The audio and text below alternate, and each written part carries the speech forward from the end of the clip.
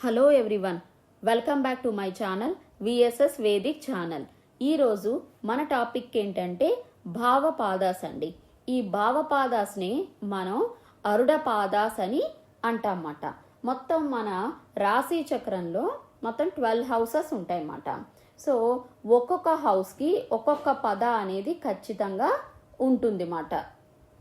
First హౌస్కి వచ్చే అరుదాని లగ్నపాద లేదా అరుద లగ్న అని అంటామన్నమాట. సెకండ్ హౌస్కి వచ్చే అరుదాని ధనపాద అని అంటామన్నమాట. థర్డ్ హౌస్కి వచ్చే అరుదాని విక్రమపాద అని అంటామన్నమాట. ఫోర్త్ హౌస్కి వచ్చే అరుదాని మాతృపాద అని అంటామన్నమాట. ఫిఫ్త్ హౌస్కి వచ్చే అరుదాని మంత్రపాద అని అంటామన్నమాట. సిక్స్త్ హౌస్కి వచ్చే అరుదాని రోగ లేదా శత్రుపాద అని అంటామన్నమాట. సెవెంత్ హౌస్కి వచ్చే అరుదాని ధారపాద అని అంటామన్నమాట. ఎయిత్ హౌస్కి వచ్చే అరుదాని మారణపాద అని అంటామన్నమాట. నైన్త్ హౌస్కి వచ్చే అరుదాని పితృపాద అని అంటామన్నమాట. 10th హౌస్కి వచ్చే అరుదాని కర్మపాద అని అంటామన్నమాట. 11th హౌస్కి వచ్చే అరుదాని లాభపాద అని అంటామన్నమాట. అలానే 12th హౌస్కి వచ్చే అరుదాని వ్యయపాద అని అంటామన్నమాట.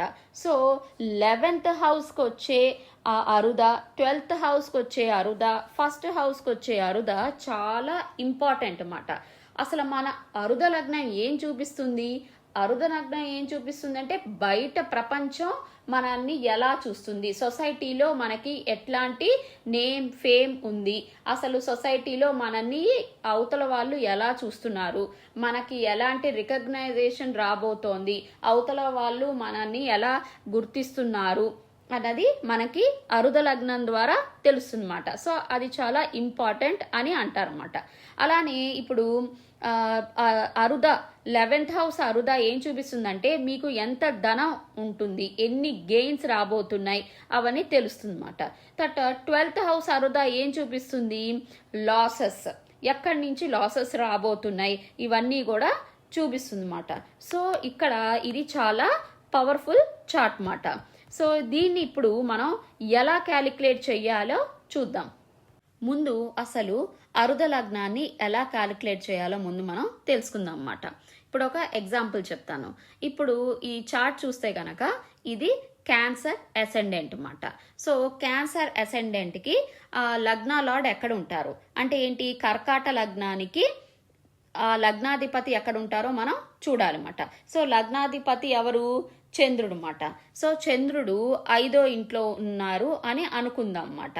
సో మనం ఈ లగ్నం నుంచి చంద్రుడు ఏ హౌస్ వరకు ఉన్నారో అన్ని houses లెక్కేయాలన్నమాట.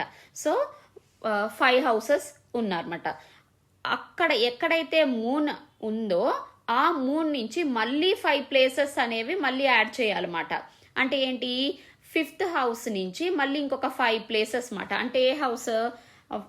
5th house, 6th house, 7th house, 8th house, 9th house అవుతుంది అన్నమాట. 5 హౌసెస్ వచ్చేసరికి సో అది మీ అరుద లగ్నం అవుతుంది అన్నమాట. అంటే ఏంటి? ఇక్కడ అరుద లగ్నంలో 9th హౌస్లో ఎవరున్నారు? పైసీస్ ఉన్నారన్నమాట. సో కాబట్టి మీ అరుద లగ్నం అనేది మీనా రాశిలో ఉంది అని అర్థం అన్నమాట. సో ఎప్పుడు కూడా ఎలా చూడాలంటే ముందు మన బర్త్ చార్ట్ తీసుకొని ఆ బర్త్ చార్ట్లో లగ్నాధిపతి ఎక్కడికి వెళ్ళిందో అన్ని హౌసెస్ కౌంట్ చేయాలన్నమాట. అన్ని హౌసెస్ కౌంట్ చేసిన తర్వాత ఎక్కడైతే లగ్నాధిపతి ఉన్నారో ఎన్ని హౌసెస్ మనకి వచ్చాయో అన్ని హౌసెస్ అదే నంబర్. అంటే ఇప్పుడు 8 హౌసెస్ వచ్చాయి అనుకోండి, 8th హౌస్లో ఉందనుకోండి లగ్నాధిపతి, 8th హౌస్ నుంచి మళ్ళీ ఇంకో 8 నెంబర్స్ కౌంట్ చేయాలన్నమాట. అలా కౌంట్ చేసినప్పుడు ఎక్కడైతే మీకు ఆ 8th హౌస్ వస్తుందో అదే మీ అరుద లగ్నం అన్నమాట. ఇక్కడ ఒక కండిషన్ ఉందండి. ఏంటంటే బృహత్ పరాశర హోరశాస్త్ర ప్రకారం ఏంటంటే ఎప్పుడూ కూడా అరుద లగ్నం అనేది ఎప్పుడూ కూడా ఫస్ట్ హౌస్లో కానీ 7th హౌస్లో కానీ రాకూడదు అని అంటారన్నమాట. అలా వస్తే గనక దానికి ఒక స్పెషల్ రూల్ ఉంది అన్నమాట.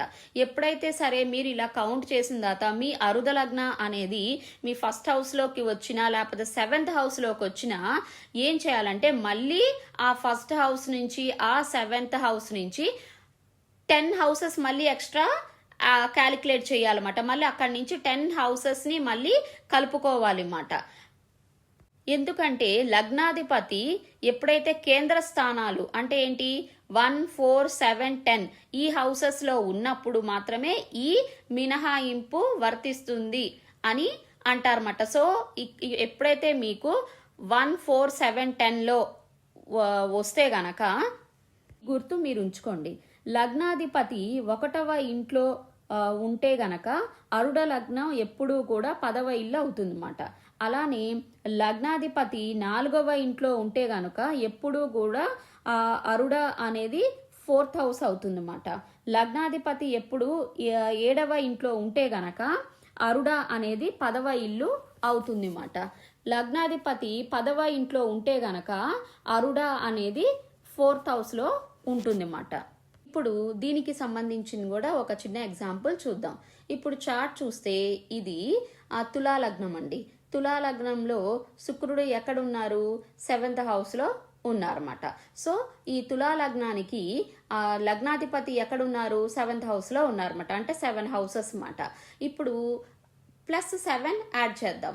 సో +7 యాడ్ చేసినప్పుడు ఏమవుతుంది 7, 8, 9, 10, 11, 12 ఫస్ట్ హౌస్ అవుతుందన్నమాట. సో ఫస్ట్ హౌస్ అవ్వంగానే నేను చెప్పిన రూల్ మీకు గుర్తుకు రావాలన్నమాట. అంటే ఏంటి ఫస్ట్ హౌస్లో కానీ 7th హౌస్లో కానీ అరుడా ఉంటే గనక మీరు +10 చెయ్యాలన్నమాట. సో ఫస్ట్ హౌస్ నుంచి మళ్ళీ 10 ప్లేసెస్ని యాడ్ చేయండి. అంటే first house, second house, third, 4th, 5th, 6th, 7th, 8th, 9th, 10th అన్నమాట. సో 10th హౌస్ అనేది అరుడ లగ్నాన్ని కింద వస్తుందన్నమాట. సో ఈ 10th హౌస్లో ఏ రాశి ఉందండి కర్కాటక రాశి ఉందన్నమాట. సో మీ అరుడ లగ్నం అనేది కర్కాటక రాశి అవుతుందన్నమాట. సో ఇది మనం బాగా గుర్తుంచుకోవాలన్నమాట. ఫస్ట్ హౌస్లో కానీ 7th హౌస్లో కానీ ఉంటే ఈ రూల్స్ అనేవి ఖచ్చితంగా అప్లై అవుతాయి అన్నమాట. కొంతమంది ఈ రూల్స్ని ఫాలో అవుతారు, కొంతమంది ఫాలో అవ్వరు అన్నమాట. కానీ బృహత్ పరాశర హోరశాస్త్రంలో ఈ ఎక్సెప్షనల్ రూల్ అనేది ఉందన్నమాట. సో ఎప్పుడైతే లగ్నాధిపతిని మనం కౌంట్ చేసిన తర్వాత మళ్ళీ లగ్నాధిపతి నుంచి సేమ్ అదే హౌసెస్ కౌంట్ వచ్చిన తర్వాత అరుడ లగ్నం ఎప్పుడైతే గనక ఫస్ట్ హౌస్లో కానీ 7th హౌస్లో కానీ ఉంటే మనం ఆ హౌస్ నుంచి మనం 10 హౌసెస్ని మళ్ళీ యాడ్ చేస్తే ఎక్కడైతే స్టాప్ అవుతామో అక్కడ మనకి అరుడ లగ్నం అనేది అర్థమవుతుంది అన్నమాట. సో అసలు మన అరుడ లగ్నం ఏం చూపిస్తుంది, మన పర్సనాలిటీ ఏంటి, మనకి ఎలాంటి కీర్తి ప్రతిష్టలు లభిస్తాయి, సమాజంలో మనకి ఎలాంటి పేరు లభిస్తుంది, ఇవన్నీ మనకి చూపిస్తుంది అన్నమాట. అలానే ధనపాదం ఏం చూపిస్తుంది, డబ్బును చూపిస్తుంది. విక్రమపాదం ఏం చూపిస్తుంది, మనం ఎంత కరేజియస్గా ఉంటాము, మన సిబ్లింగ్స్తో మనకు ఉండే రిలేషన్ ఎలా ఉంటుందో చూపిస్తుంది అన్నమాట. తర్వాత మాతృపాదం అంటే మన ఇల్లు, మన హ్యాపీనెస్, మదర్తో మనకున్న మంచి ఎమోషన్స్, తర్వాత బాధలు, సుఖాలు, హ్యాపీనెస్ అన్నీ చూపిస్తుంది అన్నమాట. తర్వాత పుత్రపాదం అంటే ఏంటి, పిల్లలకి సంబంధించి అసలు మనం వాళ్ళ యొక్క ఇమేజ్ ఎలా ఉండబోతుంది, కిడ్స్ యొక్క ఇమేజ్, తర్వాత మన ఇంటెలిజెన్స్ ఎలా ఉండబోతోంది, ఇవన్నీ కూడా తెలుసుకోవచ్చు అన్నమాట. తర్వాత రోగ లేదా శత్రుపాదం అని అంటారన్నమాట. ఇక్కడ ఎలాంటి ఎనిమీస్ ఉండబోతున్నారు, మనకి ఎలాంటి రోగాలు ఉండే అవకాశం ఉంటుంది, అప్పులు, రుణాలు, ఇవన్నీ మనకి తెలుసుకునే అవకాశం ఉంటుంది అన్నమాట. తర్వాత దారపాదంలో ఏం తెలుస్తుంది, బిజినెస్ పార్ట్నర్షిప్స్ కానీ పార్ట్నర్స్ కానీ అవన్నీ మనకి అర్థమవుతుంది అన్నమాట. దారపాదంలో హస్బెండ్ గురించి, వైఫ్ గురించి తెలుసుకునే అవకాశం ఎక్కువగా ఉంటుంది అన్నమాట. తర్వాత మరణపాద అని అంటారు, లేదా మృత్యుపాద అని కూడా అంటారు అన్నమాట. ఇది లాంజివిటీకి సంబంధించిన ఏరియాని చూపిస్తుంది అన్నమాట. అలానే ఇక్కడ ఆస్ట్రాలజీ, అకల్ట్ సైన్సెస్ ఇలాంటివి కూడా చూపించే అవకాశం ఉంటుంది అన్నమాట. తర్వాత పితృపాదంనే మనం భాగ్యపాదం అని కూడా అంటారన్నమాట. అంటే మీ ఫాదర్ ఎలాంటి పొజిషన్లో ఉన్నారు, అసలు లక్ ఫ్యాక్టర్ ఎలా ఉంది, తర్వాత హయ్యర్ ఎడ్యుకేషన్ ఎలా ఉంది, గురువుస్తో ఎలా ఉంది, ఇవన్నీ మనం తెలుసుకోవచ్చు అన్నమాట. తర్వాత వచ్చేది కర్మపాద అన్నమాట. కర్మపాదం అంటే ఏంటి, మీ కెరియర్కి, వ్యాపారానికి, సమాజంలో అసలు ఎలాంటి పవర్ అనేది ఉండబోతోంది, ఇవన్నీ మనకి చూపిస్తుంది అన్నమాట. తర్వాత లాభపాద అంటే ఏంటి, జనరల్గా గెయిన్స్, ఇన్కమ్ మాట. తర్వాత మీ నెట్వర్క్ సర్కిల్, మీ స్నేహితులు, ఇవన్నీ కూడా చూపిస్తుంది అన్నమాట.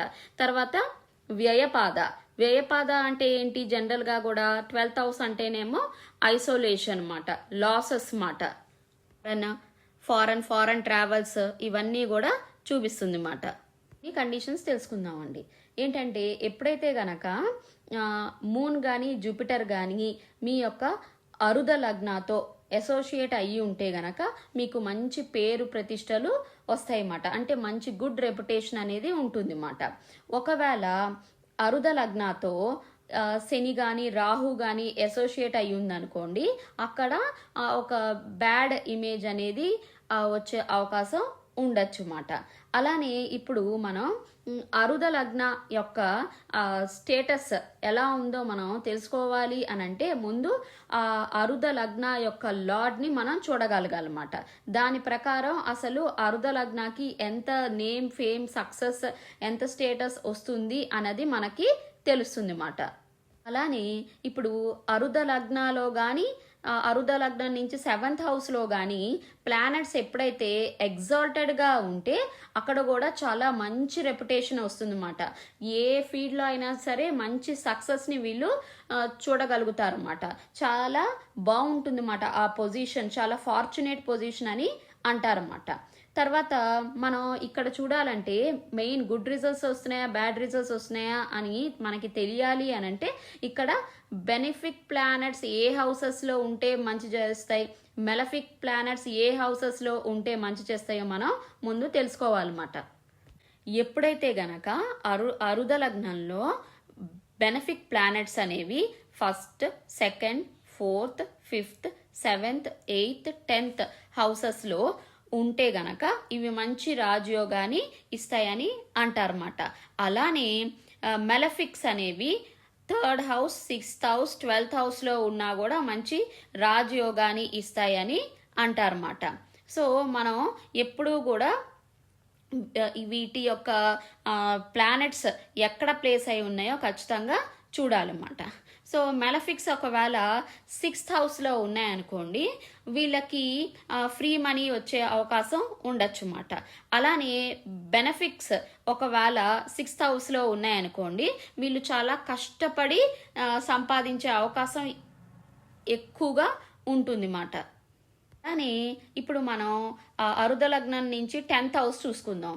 10th హౌస్లో గనక బెనిఫిక్ ప్లానెట్స్ ఉన్నాయనుకోండి, అది చాలా మంచి చేస్తుంది అన్నమాట. ఒకవేళ అదే 10th హౌస్లో గనక మెలఫిక్ ప్లానెట్స్ ఉంటే, అది కూడా ఎగ్జాల్ట్ అయి ఉన్నా సరే ఏదో ఒక రకమైన ఇబ్బందుల్ని తెచ్చే అవకాశం ఉంటుంది అన్నమాట. అలానే ఇప్పుడు మన అరుద లగ్నం నుంచి మనం 9th హౌస్ చూసుకున్నాం అనుకోండి, ఎప్పుడు కూడా 9th హౌస్ నుంచి మనకి ఎప్పుడు మంచి రిజల్ట్సే వస్తాయి అన్నమాట.